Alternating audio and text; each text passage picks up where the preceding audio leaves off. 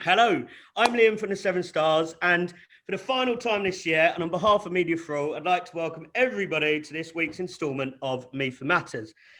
So as I've said, maybe 24 times this year, Media for All was set up in 2018 by Naren, who's on this call today, with the aim of helping to recruit and retain people from Black, Asian, and other minority ethnic communities to the ad industry.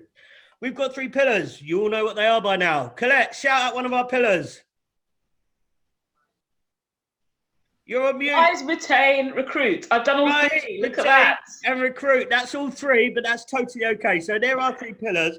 And we know that people that don't come from the same old backgrounds have a different lived and different work experience than everybody else. And our job at Media for All is completely turn that upside down and make that right. So it's been an incredible year. I hate to use the word. It's been unprecedented. Everyone, who's bored of that word? Rupen, you bored of that word? Absolutely. Oh, dearie me. But it has been unprecedented, right? COVID-19 has been massively, massively draining for lots and lots of people. Hello there, Dan. Good to see you, buddy. We've had to adopt new ways of doing things. We've had to get used to wearing masks, keeping our distance, and Boris's favourite hands, face, space.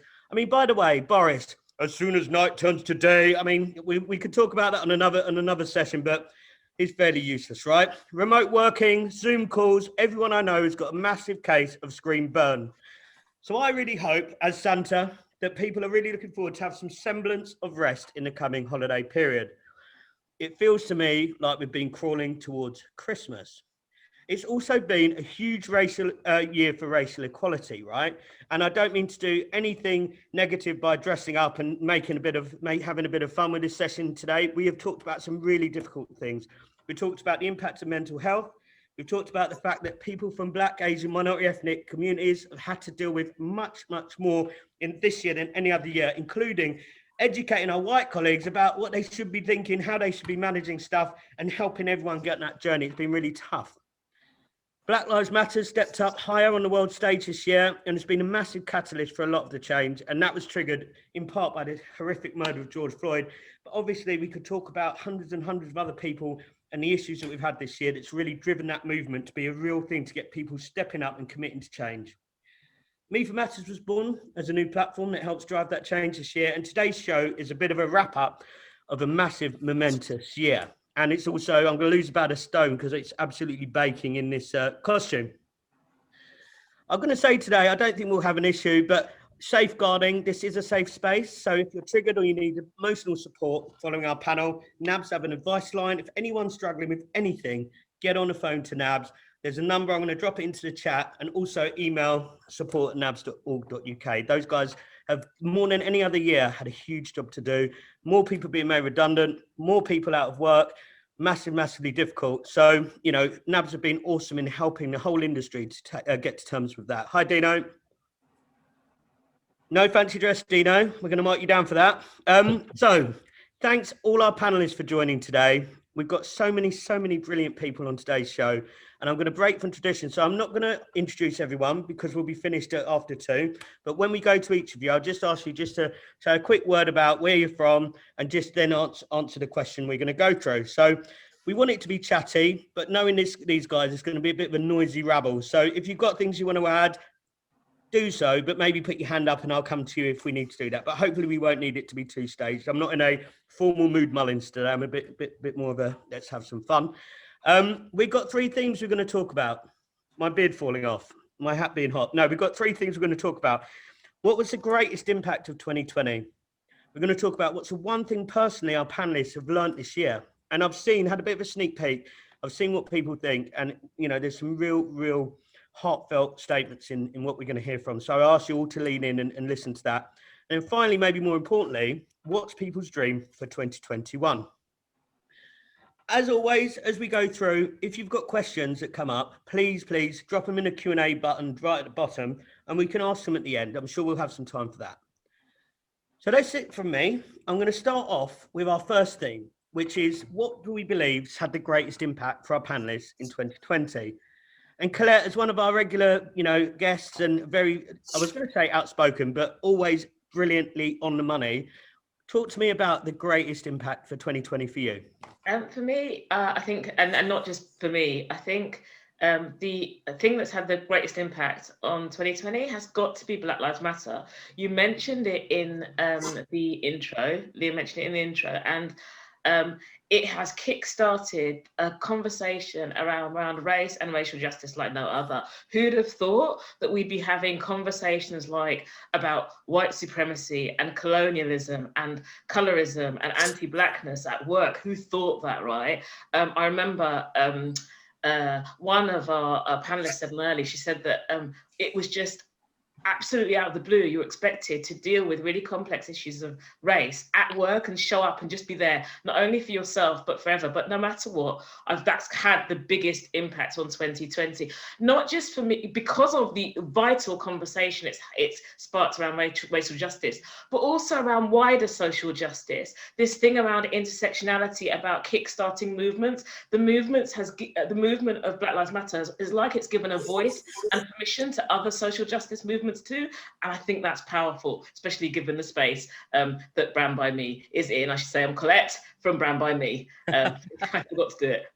No worries. Thank you, Collette, and also thank you for being ever present. And I know that you've been really holding the baton this year, and we all admire you and what you've done. So thank you for that.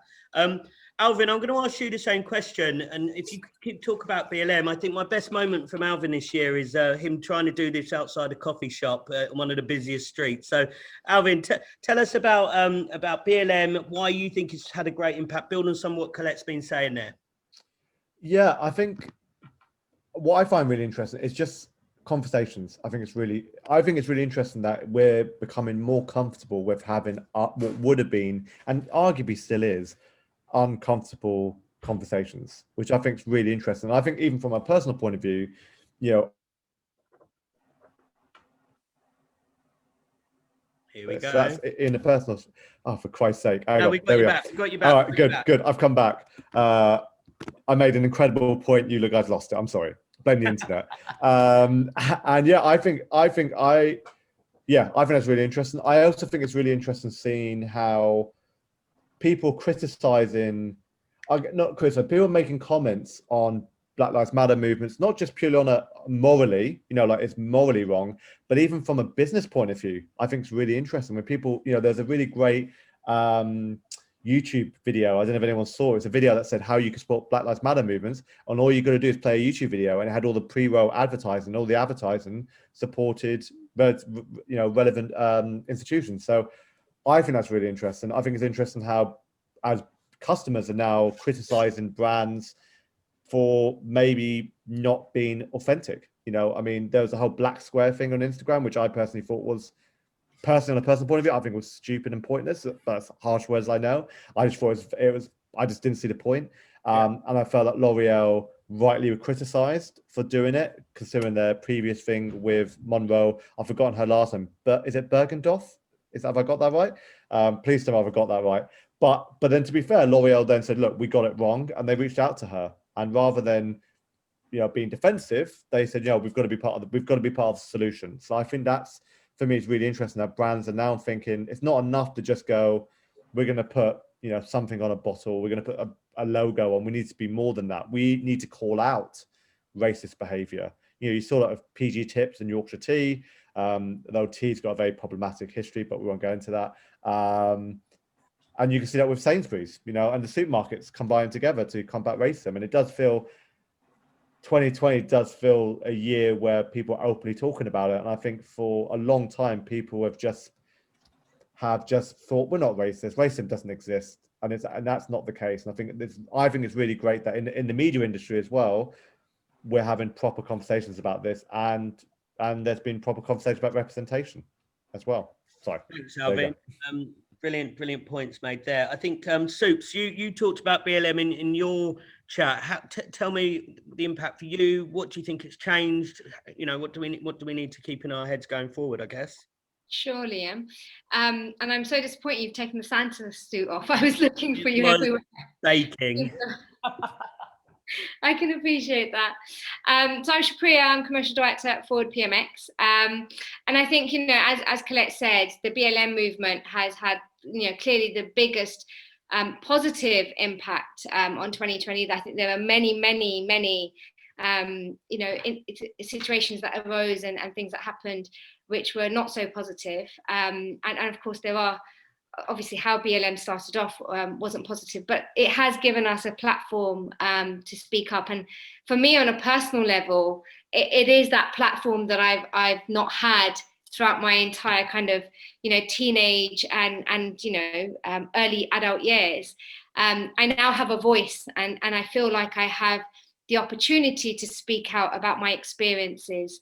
And also, more importantly, be involved in groups like MEFA to make a change. And what I'm really happy to see is that businesses like my own are taking it seriously and actually proactively looking at how we can improve the diversity within our business, but also outside of our business. You know, there's conversations we're having around how can we support those around us as well, with their diversity in improving representation across the industry.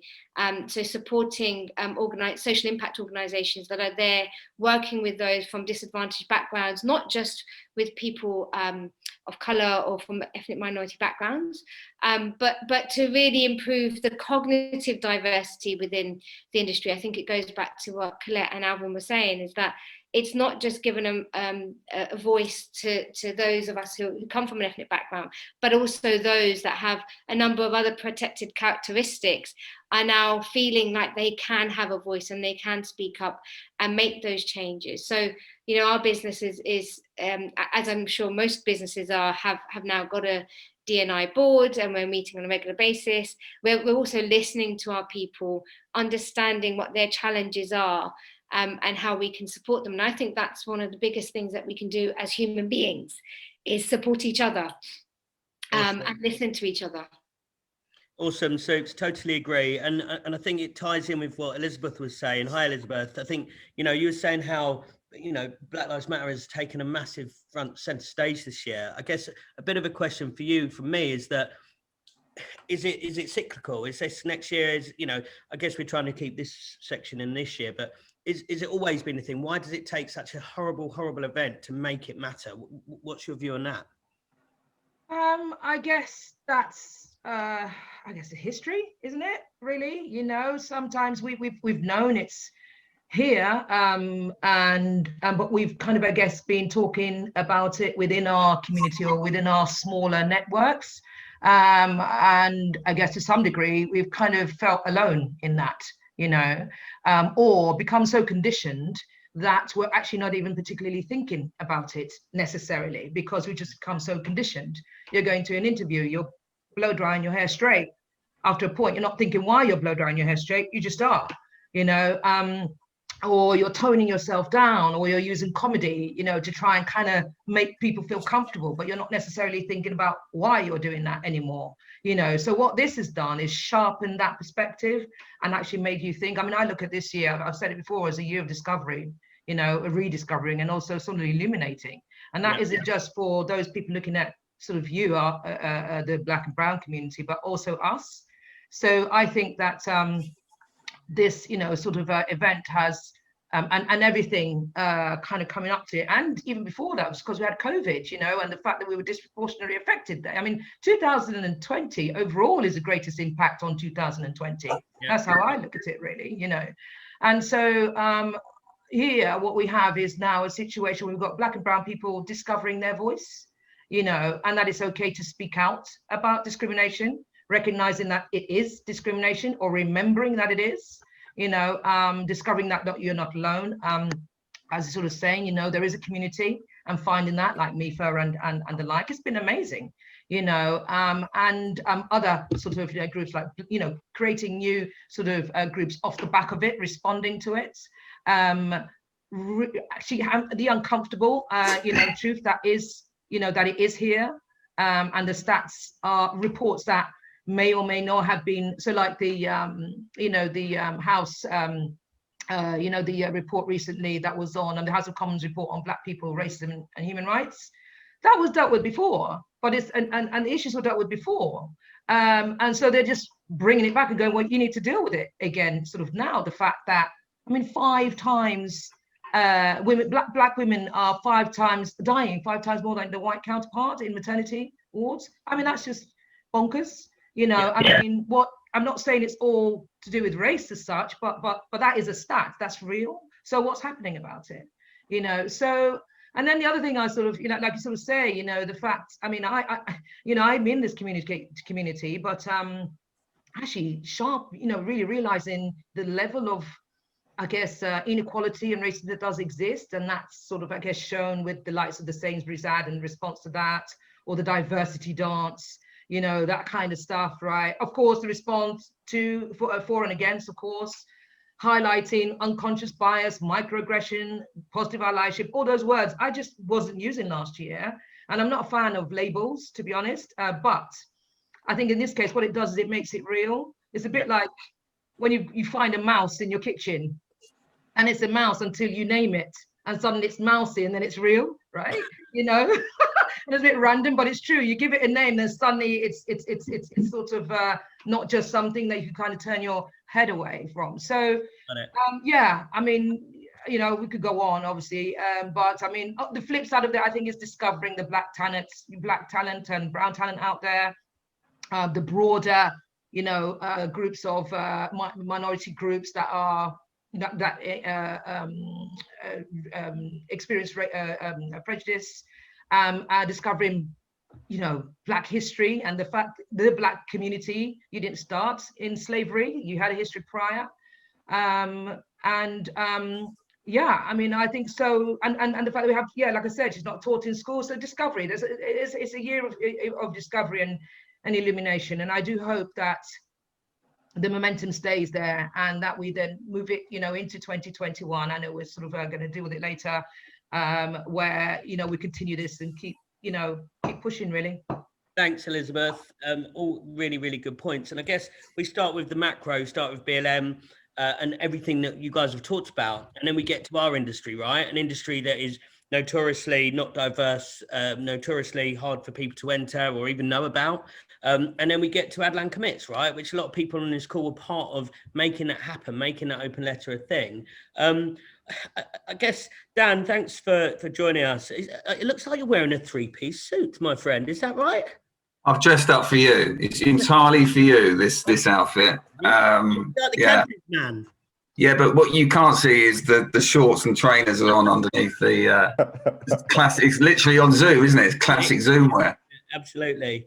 So Dan, look, you've been on our show this year. Thank you very much for that. Also, I think everyone here would say thanks for the great work that, you know, OMG have done across the year to really drive the agenda. You know, you guys totally to be applauded. I think most agencies have done a great job, actually.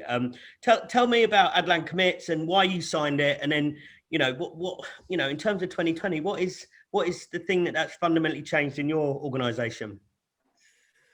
Well, look, I mean, we signed up to it as did so many of our peers, colleagues, competitors. It was important to make that move, but I think quite quickly we also knew that it had to be sustained change, and within our own business that we needed to take action and make ourselves more accountable than we'd ever been before. And just building on the last conversation, I mean, I think the wake-up call for me in the summer was, you know, following the tragedy and also countless other racial injustices, and with the kind of the elevation, I think, in the UK of the Black Lives Matter movement. I think it's a massive wake-up call, you know, even for me personally, both as a, you know, it became part of my job to try and improve the situation significantly, both as a CEO of a group of companies, but also as a parent as well, quite frankly.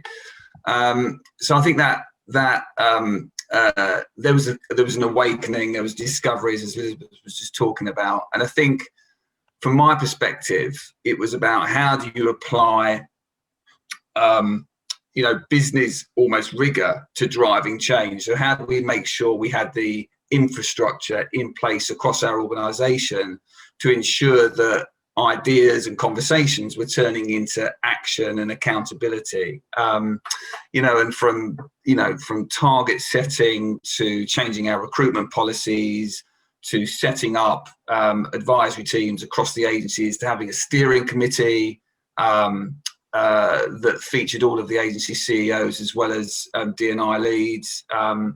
And once you get that momentum and once you get that process in place, you can make change happen. And I think for me, it's incredible how, there's so much to do. And so you champion the sense of progress with a degree of caution, because at the same time, we know there's so much to do. But, in the space of 5 months, if I look at what we did, and I'm sure it's the same for so many other organisations around Black History Month in October, and how well attended that was, and how the feedback from people was, look, I haven't got a lived experience, but I'm now being educated. I understand that I was aware of racism, but I wasn't anti-racist. And I think how just well that attended all those sessions were in our business. And it's a signal that it's a commitment for sustained change. And I think that's probably what we've got to be really proud of, but cautious of at the same time going into next year, that all of the championing and all of the commitments people have made, we've got to keep it going, and we've got to keep the sustained impact of everything that has happened so far. Thanks, Dan. And I think, we've talked before, it can't be a water cooler moment, right? It can't be the cool thing to get behind or a smart shirt to wear this year. It's got to be something ongoing. I guess, Jen, you work for an independent agency. Sorry, Dan. You work for another agency, independent. We'll let you have that one. I think I have to. It's Father Christmas, right? Jen, tell us how it's impacted 7 Stars and the things, 2020 around Addai commits and what you've done. Yeah, I think, thanks, Sam. I think for me, the bigger, I think there's 2 things really. I think one is that we, and I think, every other organisation has now learnt that it's not enough just to be not a racist organisation, and to make that kind of proactive step from being, of course, we've never been racist in, the entire time that we've been running the agency, but to actually move into, no, that's not enough. We now need to be anti-racist, and what are the actual proactive steps we need to take in order to do that? And Addai commits, I'm totally with Dan on this. It was just the start. It was a kind of absolute, it was almost like there was nothing in there that we would not have signed up to, but equally it's not enough just to put your name to that. And I think for me, I've got, as Liam knows, because we work quite closely, I've got a bit of a love-hate relationship with targets and quotas and everything being, I think we live in a world full of numbers, and we kind of move towards, what's your percentage ethnicity, all these kind of questions. And especially in an agency of our size, genuinely, when you start measuring things like ethnicity pay gaps and stuff like that, I could make our ethnicity pay gap look better by recruiting white grads next grad day, for example. Genuinely, that would shift the dial in the right way, and that's because that's how the median average works. So I just think it's almost like we've got to get beyond the thinking about this whole issue in terms of, in the way that we would think about client brief as, what's the number, what's the KPI, how do we know what we're doing, measure it, and actually experience it. And that for me has been the most powerful thing that we've done all year is, when you actually sit down with colleagues that you work with day in, day out, but you have no idea of some of the experiences that they've had, some discrimination they've maybe experienced on the tube on the way in, or in a pub, or all of that kind of stuff that, and giving our colleagues an opportunity to talk about that. For, they have said, this is wonderful that I've had the opportunity to talk about it. But for me, as a white person, that's just given me so much, of a better experience, better understanding. And to be honest with you, so much more ammunition if ever I experience people whose views don't necessarily match my own in my own social circles, because I can say, no, guys, you don't understand it. You don't get it. And I feel like I now get it. I feel like I've learned so much from those sessions. So that's kind of my, massive memory for me of the whole year. Cool. Cheers, boss. Jenny talks about numbers and figures, and Joey, you've always been our man with the numbers and the stats this year, so thank you for bringing that. Tell us, you talk about Addai commits, and you talk about how, advertisers and things like the Sainsbury's advert and what's happened around that. Tell me a bit about your experience of that this year. Yeah, so I think, just to back up what Dan and Jenny said, the Addai commits letter, everyone just needs to understand that was just the beginning. That was just the start. That was just the writing on the wall, for want of a better word. And, it really is about what does that sustainable commitment really look like for each individual organization and us as a collective, within the media industry. And, I think if there's one thing that I've sort of learned this year amongst everything that's happened is that there is real power in numbers. And I think there's power in collective thinking. There is power in collective businesses. And, with the Sainsbury's ad really showed that even the rivalries between competitors can really start to punch out and silence some of the noise that comes in when, we're trying to improve what diversity and racial equality really looks like within our industry.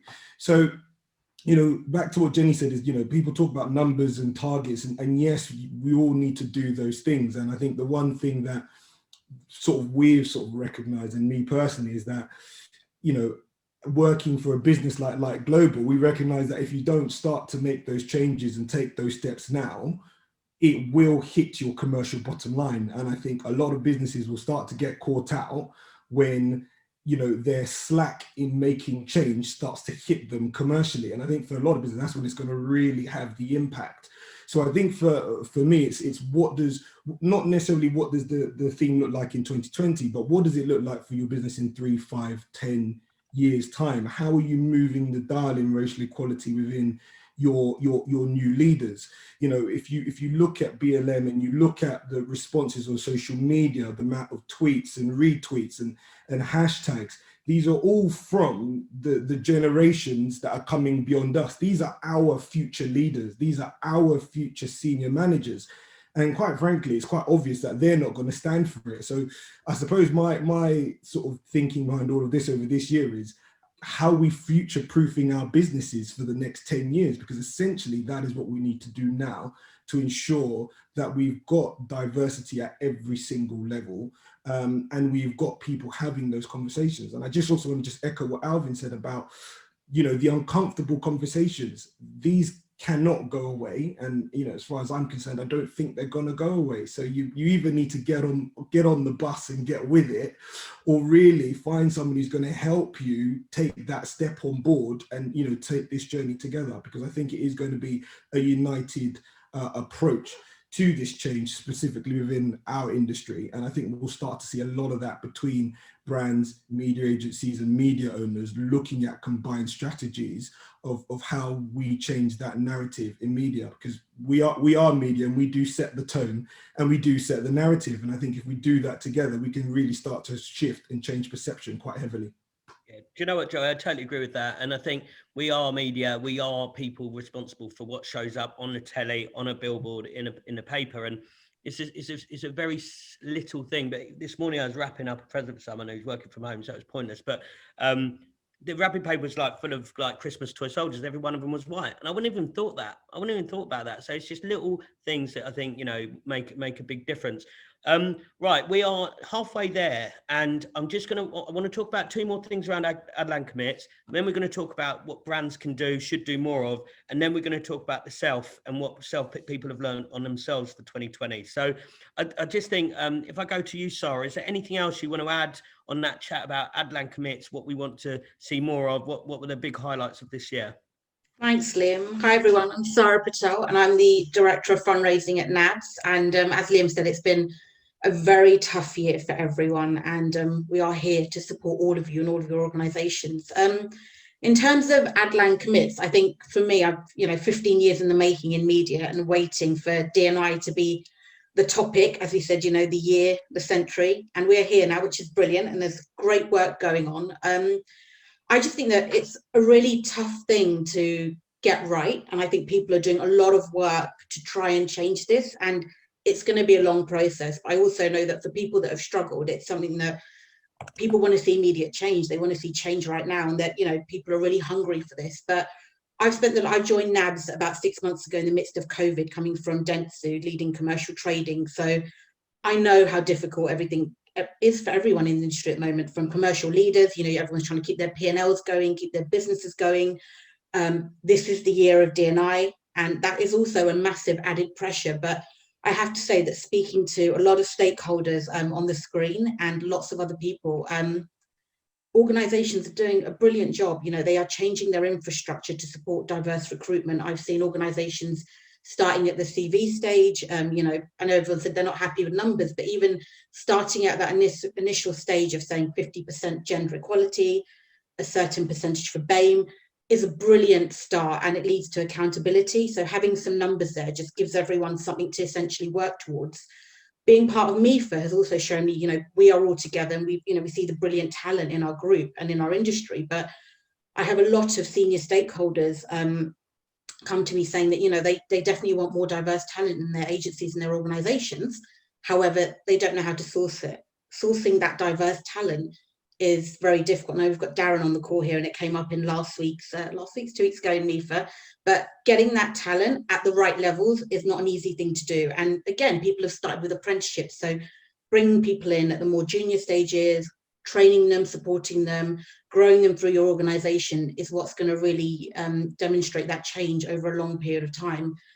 On the commitment piece, I know we're talking about Adlan commits, but I think what I've kind of learned from all of this working at NABS in the last 6 months is the commitment from the people in our industry has been absolutely amazing in a crisis, and it has been a crisis for sure. I have first-hand experience of working with so many people that support us with their time, with donations, and I know that their businesses are going through a really challenging time at the moment. So what I have seen is, I know we have a reputation in our industry for being quite fickle and jollies and etc. But when it gets really rough and we're in crisis, what I've seen is everyone pulling together, people helping people find jobs, people, like I said, just supporting in so many different ways through our speed mentoring programs. And I have to say, I feel quite grateful, actually. I feel very, very grateful that we are in an industry that still has jobs in the market, that is really committing to change, and that is really supporting each other through this time. Thanks, Sara. Dino, have you got any views on that? I mean, you've been a real advocate. You messaged me that weekend. What we're going to do? I think you messaged me that every weekend. We didn't make that beer happen in the last few months. Tell us about your stance on it, mate. I think that a lot of good things have been said already, really. But overall, I think my stance is, a big success story has been the fact that people have come together and collaborated on on everything related to the tragedies that have happened this year, and who would have thought that there could have been a subject that could have got us away from Brexit and COVID and all the rest of it, but it has.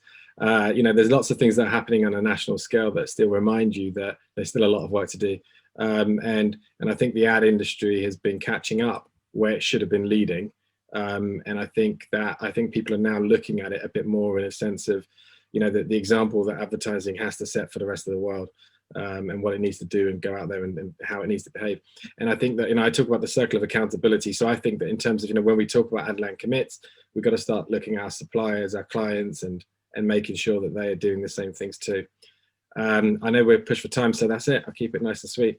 Thanks, Dino. That's the shortest answer I've ever had from you on anything ever, but gold dust as always. Mihir, any closing points on Adlan commits from you?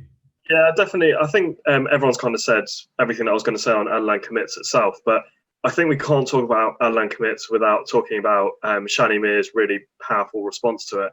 And I think the key thing to take from that was that, yes, Adlan commits was great and seeing all senior leaders kind of sign up to it, but this was a black woman in the industry who'd been in the industry for a long period of time being like, thanks, but actually we've been saying this for ages and nothing's happened, so why should we expect anything to happen now? And I actually think that made it even more powerful, because agency was like, oh my God, like I didn't really, or not agency, everyone that signed was like, oh my God, it's been a real issue. We have to do something about it now. It's amazing how one person basically held the whole industry to account on something they had already signed. So I think the 2 and 2 go hand in hand with each other, and credit to Shani Mears for saying it.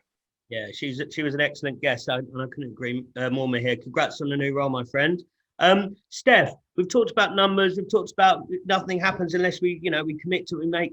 I think you guys have got something coming up in Jan that's going to give us a bit more accountability. Is that right? Yeah, I agree with all the points around Adlan commits, and certainly Shani's perspective as well on that. And I think from our perspective, just like helping galvanise the sector with that, with a lot of people on the call here, it's about the accountability piece. So we do have a survey that's in the field. So we had a set of results in October, because we do kind of feel like it's all in the data. So once businesses have the data, that allows them to make those decisions about whether you assign budget to talent retention, talent acquisition. And, you know, without that data, it's really hard to make those decisions. So we have wave 2 of Adlan Commits is launching in January, where we're looking to target the CEOs and senior leaders that committed to those acts.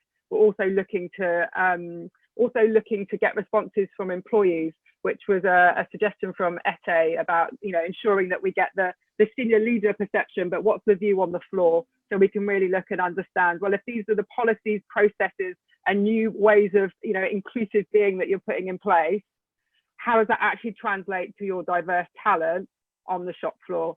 So we're looking to kind of share that in January for the sector, and, you know, to really help our industry become more inclusive, and, as everyone here has said, about long-term sustainable change. Awesome, thank you, Steph. And we'll be back in the new year in January, and I think we'll definitely be talking about that. And we're really interested, excited about the results. Aaron, you talked about how brands show up through this. There's been a brilliant question around Sainsbury's and the fact that we all think we're on this train, and then you go onto Twitter and you feel like, oh, you know, is anything changing at all? Aaron, tell us your perception of that, how you think we need to, you know, how do we need to be stronger in those instances? Okay, yes, I'm Aaron, Director at Momentum Worldwide. And yeah, I still see it as problematic. And broadly, there's a lot of good things been said, and I'm with all of that. But my biggest point here is we're still having to mark our own homework. Do you know what I mean? We are trying to set, you know, make ourselves accountable for our own actions, and I just can't. I'm not with it. So I'm interested to see how the brand, because, you know, 2nd of June was, for me, you know, BLM, massive impact. But when everybody tweeted Black Lives Matter, they put themselves on the hook. And for me, it's about how do we go after brands to get them to do what they say they're going to do, because then you can create that unity and strength in you know, economically, because these things have been around for a long time, but there's never been a groundswell of brands supporting them. You may have the odd one or two, but what we've seen from the 2nd of June is pretty much everybody said, right, we're with this.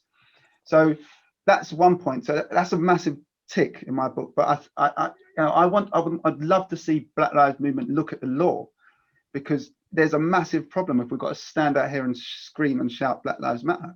I think the law needs to be looked at. You know, we've got the Equalities Act and we've got Race Relations Act.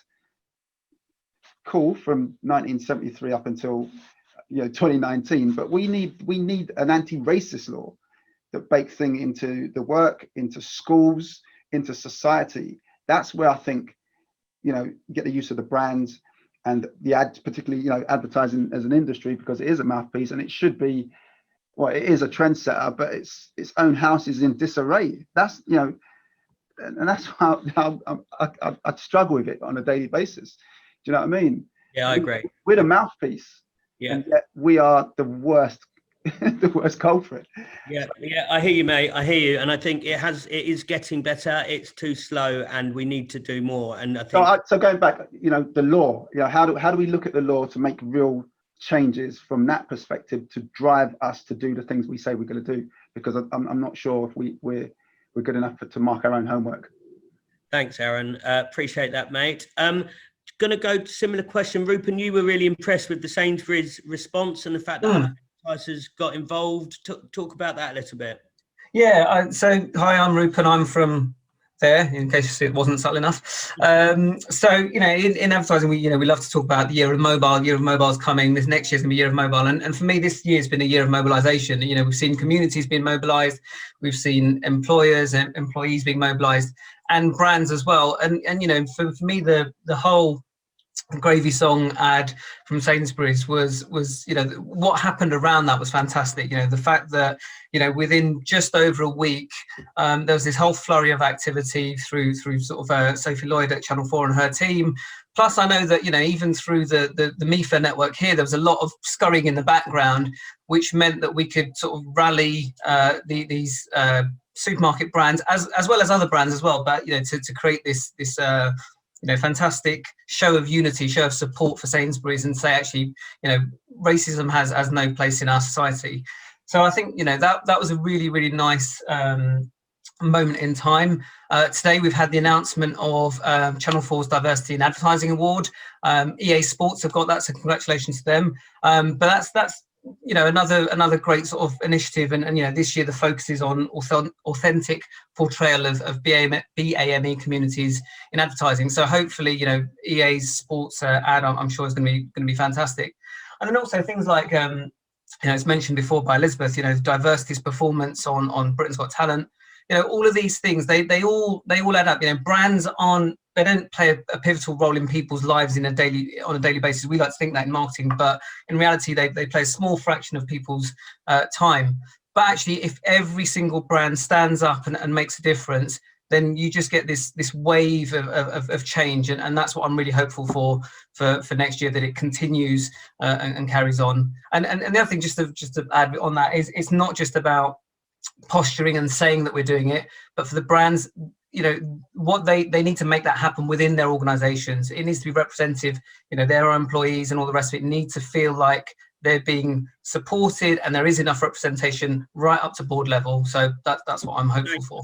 Thanks for that, Rupen. Darren, you talked a little bit about some of the things like Raheem Sterling changing the debate, Cephas Williams open letter. I think the biggest thing for you in 2020 was that really visual image of the Patrick Hutchinson story. Tell me why that was so arresting for you.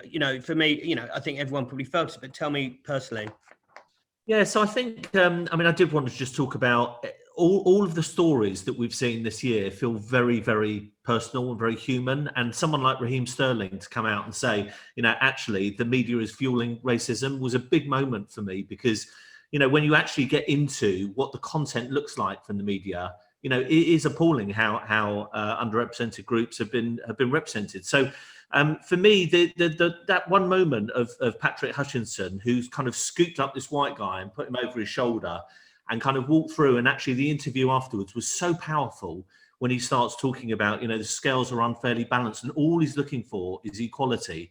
It's just these moments that make you just stop and think, as a white person, and I have faced my own racism in the past for being Jewish, but, to look at life through the eyes of people that have a different skin color is just so extraordinarily powerful.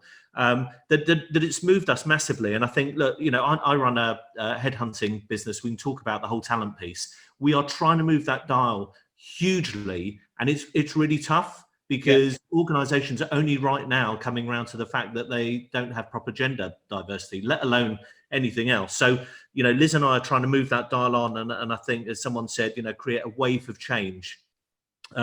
We're trying to partner with people like Dino, who's doing amazing work, and CFAS, who's doing incredible work, to try and create lists of underrepresented groups, to try and sponsor them, to try and get behind them. But at the moment, we still need greater, I think, visibility. Like, I'm with Jenny in that stats aren't necessarily the answer to this. We would hate to get to a world where people feel like they've got to get to a tokenism number. But in the end, things have to be measurable, and therefore we need to put more onus and more pressure on ourselves to be responsible for that. Thanks, Darren. And I forget you're at a headhunting firm now. I will give you a shout to get me away from Jenny next year at some point, for sure. Kathryn, you wrote and talked a little bit about how personally 2020 had moved you and how you felt. Tell us a bit about your experience of 2020. Hey, hello, I'm Kathryn Jacob and I work at Pearl & Dean, and I also head up the AA inclusion panel. Two bits of news for you. One is that next year you will see work going on to measure diversity of output in advertising, both in front of our audiences and also the people who are behind the camera, so that we can drive proper diversity of people who are putting content in front of people. That will change people's perceptions, I think. And all of the big groups have signed up to it, so that'd be really good. And you will also see a census across the whole of the industry, from media owners, IPA members, ISBAR members, brands, to get them to look at the diversity of their workforces, and to make them realise that they need to get different voices in the room. So you'll see all that work happening next year. I know it's been a long time coming, but trying to get all of those stakeholders together is hard.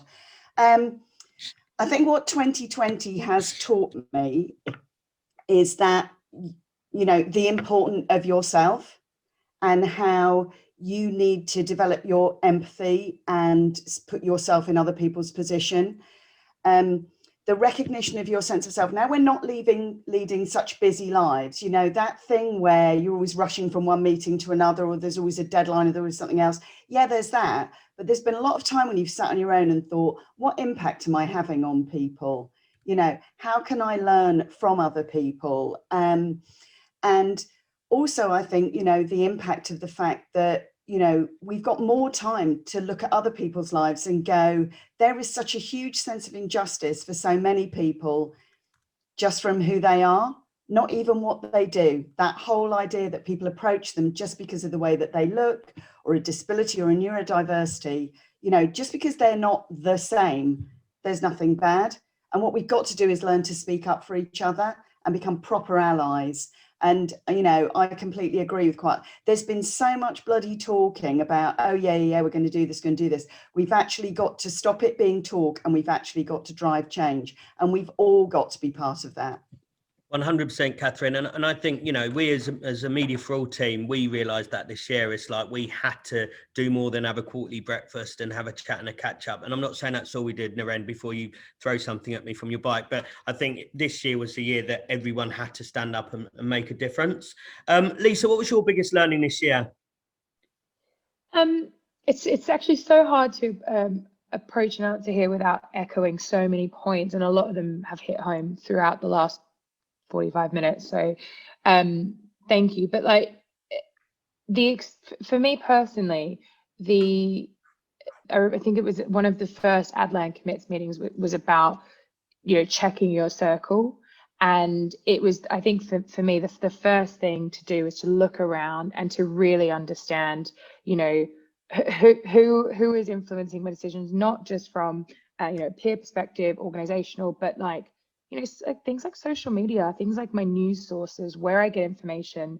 You know, for me, that idea of a circle was so many different things, and doing an audit and a wash of that, so that I could do exactly what Kathryn was just saying, and start with myself was, yeah, that I didn't get a lot of work done, to be honest, for around Black Lives Matter, because I was so deep on education, and the only thing that I knew that kind of permeated all activism was just, it's not up to us to teach you. You've got to teach yourself. You've got to understand this. And then I think, you know, echoing what Jenny said about actually then being able to have meaningful conversations. You know, you can have the forums, but at least you can make an impact in them. You can actually understand a bit more and be a bit more empathetic. And then, yeah, you know, 100 times have to echo what Jenny said around, you know, it then arms you with information to support others who, you know, either might be a little bit lagged, might not fully understand the problem yet, or might just have different ways that the penny drops. And I know that's disappointing,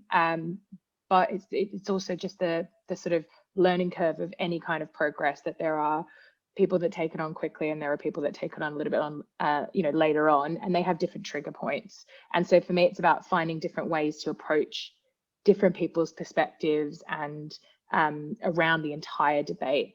That's been the biggest learning for me, to actually see any kind of change on a one-to-one level.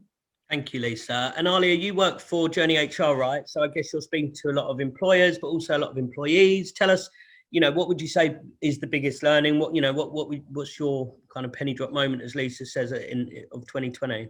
Thanks, Liam. I guess the biggest thing for me was really, as somebody from an ethnic minority, for me, it was about educating myself as a starting point. So obviously from an HR perspective, diversity has always been something that's been really important and at the forefront of what Journey HR do in terms of creating great places to work.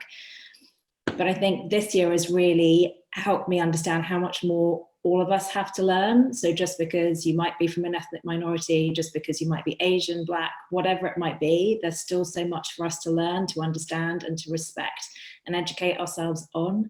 I think it has been incredible, the amount of positive intent and people in business, running businesses, to really focus their attention on such an important subject. My hopes for 2021 is that continues, and to be part of a group like this has been a huge learning for me, to see friendly faces, to see allies, to see supporters and champions of an important topic that we need to get right on so many levels as quickly as possible. But it needs time, it needs patience, it needs effort and energy and support from all of us. So for business owners, thumbs up. For employees who come from ethnic minorities, it's time for us to speak. It's time for us to take action, get involved in the conversation, participate, and yeah, keep going. We can make changes, but we have to all do it together. Thanks, Aliya. That keep going thing sometimes feels so hard, but absolutely, you're right. That's what we need to do. Niel, hello, mate. Thanks for joining again. Sorry, we're coming to our end of our hour, but we've got lots of time to hear from our, 3 more of our brilliant guests. So, Niel, tell me yourself, what was your learning this year? I think for me, just in general, this year was because I'm so early in my career, and I just want to go back to what Elizabeth said about like finding your voice. And I think I'm just really appreciative that I get to have these conversations so early in my career. I mean, start of 2019, I was still in uni. I never thought in my workplace, I'd have conversations like this. And just when you talk to older Black people who have been working for decades and they're just going through, they're telling you their experience of working and all the prejudice they've faced, and the fact that I have a voice this young in my career, and I think I'm really appreciative of that. And I think it's just by being in the space, it's my responsibility and everyone around us not to let your voice get diminished, and help others who have, you see their voice being diminished, whether it be race, gender relations or sexuality, just helping them get that step up, whether it's in recruiting or the way a campaign is just managed, in a way, the way you work with other people. I'm just really grateful that I got to be a part of MEFA this year. I'd never even thought this would have existed before I had it, and I've seen it benefit my life so much this far. Thank you, Niel, and you've been awesome, and it's been great to have you on this show and a part of the team, so thanks for that. Diana, firstly, if ever there's a year that we've needed NABS and everything you guys have done, it's been this year. You've stepped up and really helped an absolute shed load of people face what's been a horrendous year. So thank you from everyone at Media for All, but also the whole ad industry. What do you want to tell us? Tell us about your 2020 moment. Tell us about what you want for next year. It'd be great to hear. I guess I'll start with my learning, and I'm really, really thankful to be part of MEFA in a different way, because it's just been such an insightful process for me this year. And I think the biggest thing has been understanding of the depth of impact that racism has on everybody's well-being and their mental health.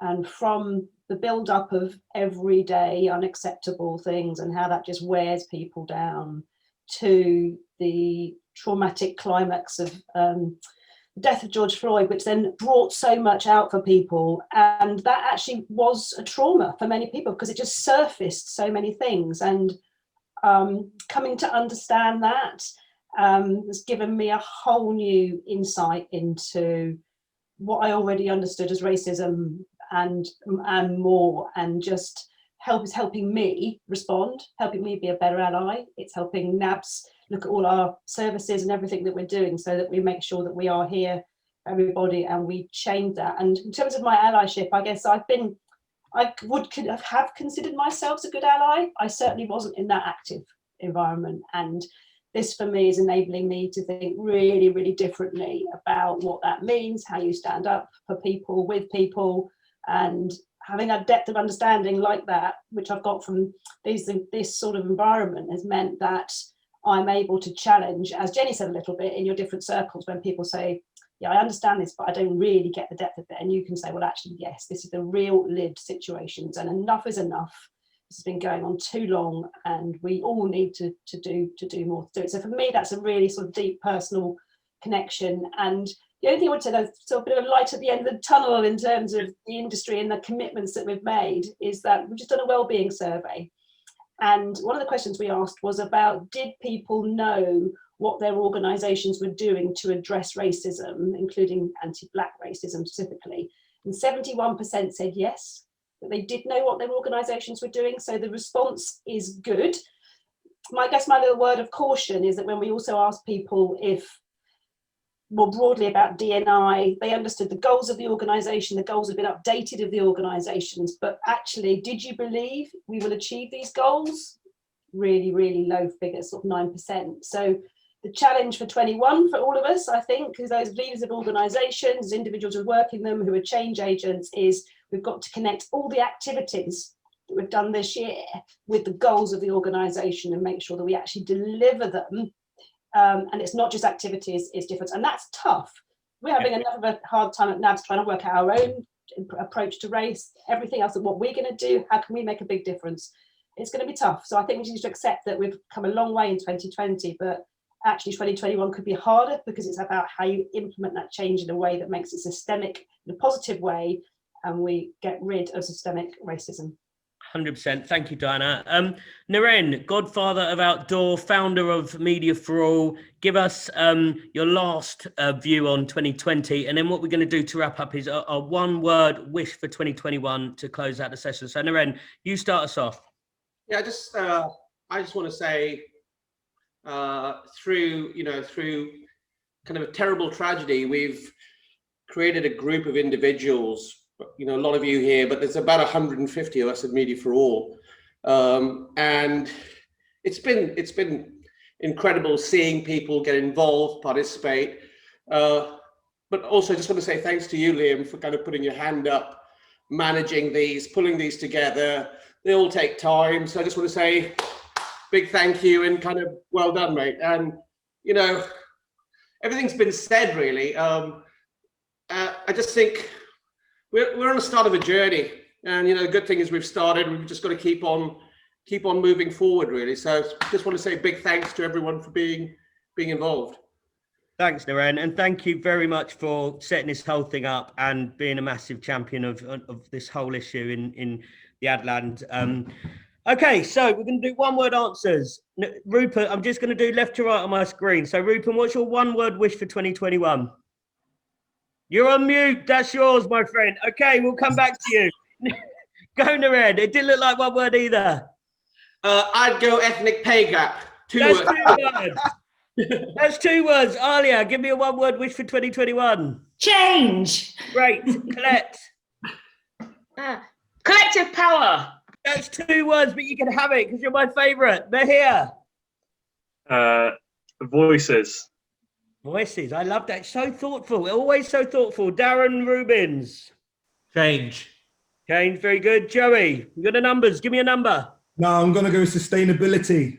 Oh, yes. Say it, mean it, do it, keep doing it. Sarah. Accountability. Accountability. There we go. That's a dead to answer. That is. Do it, do it, do it. I like it. Diana. Empathy. Oh, empathy is one of my favourites. Be more kind. Totally agree. Kathryn. Allyship.